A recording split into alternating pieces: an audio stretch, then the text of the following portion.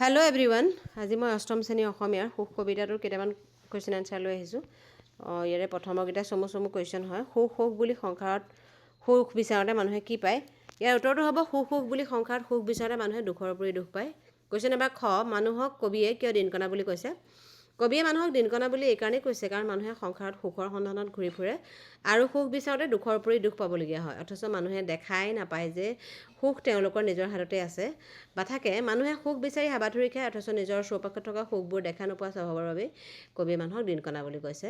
Question number গ, সুখ পাবলৈ হ'লে আমি কি বলিদান দিব লাগিব?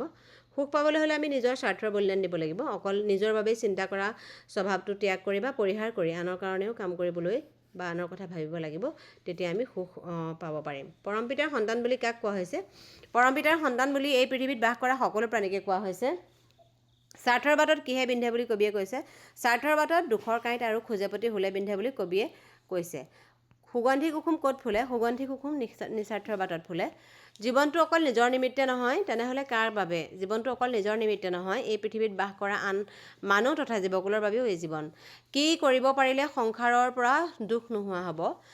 কেৱল নিজৰ কথা নাভাবি আমি অনাহৰত ত্যাগ কৰিব পাৰিলে আৰু আনৰ হিতৰ হৈ কাম কৰিব পাৰিলে সন্তোষ লাভ কৰিব পৰা যায়।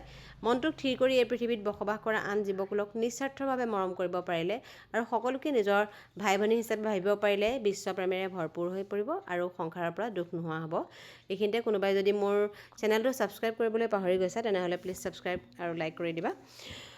নেক্সট কুৱেশ্যনটো হৈছে কবিতাটিৰ মূল ভাৱ লিখিব দিছে নিজৰ ভাষাৰে, নিজৰ কথাৰে। কবি আনন্দ চন্দ্ৰ আগৰৱালাদেৱে সুখ নামৰ কবিতাটোত এই পৃথিৱীত জীৱশ্ৰেষ্ঠ মানুহে কেনেদৰে সুখ বুলি হাবাথুৰি খাই ফুৰে অথচ সুখৰ মুখ দেখা নাপায় সেই কথাটোকে প্ৰতিফলিত কৰি তুলিছে। মানুহে সুখ বুলি গোটেই জীৱনটোক সুখৰে সন্ধানত বলিয়াৰ দৰে ব্যস্ত থাকে, কিন্তু হাতৰ মুঠিতে থকা সুখৰ সন্ধান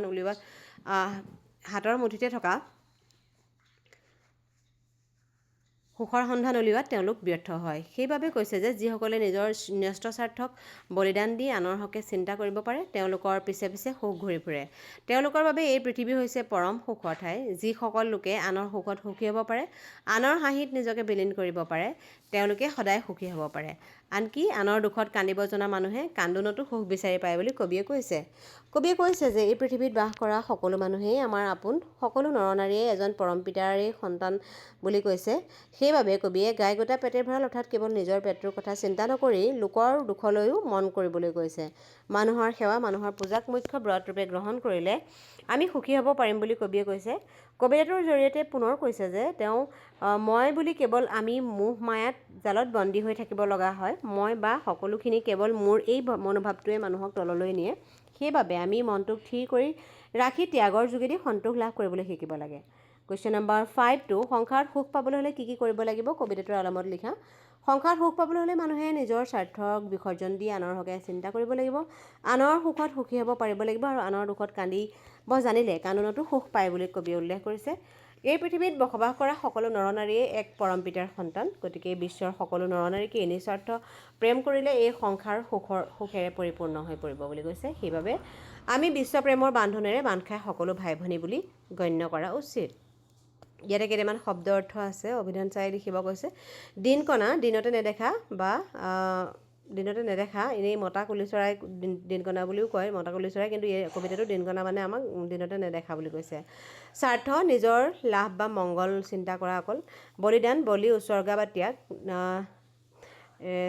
বলিদান হৈ গ'ল। থিতটো হৈছে ধীৰ বা স্থিৰ। হিত, মংগল, ইয়াতে কেইটামান ৰিপিট হৈছে সেইকেইটা ইগন'ৰ কৰিবা। সন্তোষ মানে হৈছে আনন্দ বা তৃপ্তি। গাই গোটা পেটে ভঁৰাল মানে হৈছে স্বাৰ্থপৰ লোক। পবিত্ৰ মানে হৈছে শুচি বা শুদ্ধ। তৰি মানে হৈছে নাও বা ৰক্ষা পৰা। নাৱৰ পৰা যেনেকৈ আমি জলধাৰৰ পৰা ৰক্ষা পৰোঁ, ঠিক তেনেকৈ তৰি মানে হৈছে ৰক্ষা পৰা। যথাৰ্থ মানে হৈছে সঁচা বা সত্য। বৰত মানে হৈছে উপবাস বা ব্ৰত। পৰম পিতা মানে হৈছে ঈশ্বৰ। নিস্বাৰ্থ মানে হৈছে স্বাৰ্থ নথকা বা আনৰ হিত নিবিচৰা, উপকাৰ আশা নকৰা। সেইখিনিয়ে হৈছিলে আজিৰ ভিডিঅ'টোৰ প্ৰশ্ন। আজিৰ ক্লাছ 8ৰ আমাৰ যি সুখ কবিতা আছিলে তাৰে কুৱেশ্যন এনচাৰখিনি ইমানেই আছিলে। যদি ভিডিঅ'টো ভাল পাইছা লাইক, শ্বেয়াৰ এণ্ড ছাবস্ক্ৰাইব কৰি দিবা। আজিৰ ভিডিঅ'টো ইমানেই আছিলে। থেংক ইউ ফৰ ৱাচিং।